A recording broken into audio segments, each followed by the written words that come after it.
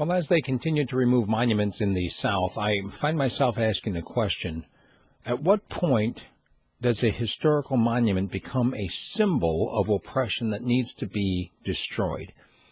And at what case do we, in the present, have the right to destroy something that was left by the past? Do we have the right, as the Taliban did, to go in and blow up Buddhist monuments that were left for hundreds of years because we now consider it offensive? Do we have the right, as Napoleon's soldiers did, to shoot the nose off the Sphinx because they felt it was irrelevant? Maybe we have the right now to go and blow up the Great Pyramids of Egypt because we feel that they are a symbol of slavery and oppression and must be removed. I mean, this is something that really bothers me, and I don't really quite know what the principle is. Maybe you can help me out with this, because you see, I believe in private property.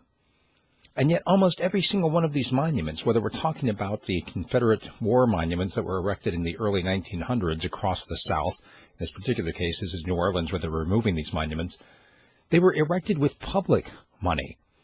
This wasn't something that was done as an artist that some private person paid for and had put up in their home, that some vandal is going in and destroying. We are talking about a monument that was paid for with people's tax dollars, which is then erected as something that everyone to look to for inspiration.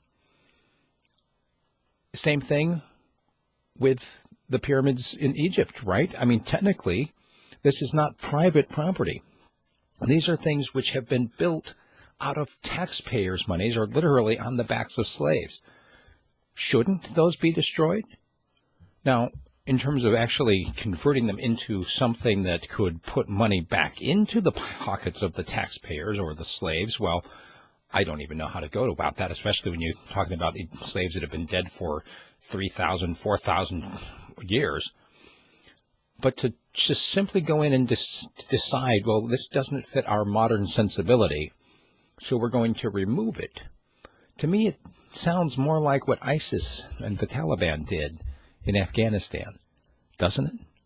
So there's something to consider, and I would really like to hear your point of view on this. Send me an email, steve@radiofreespeech.com, and let me know why you think it's either a good idea to destroy these monuments from the past, or why you think maybe they ought to be left up.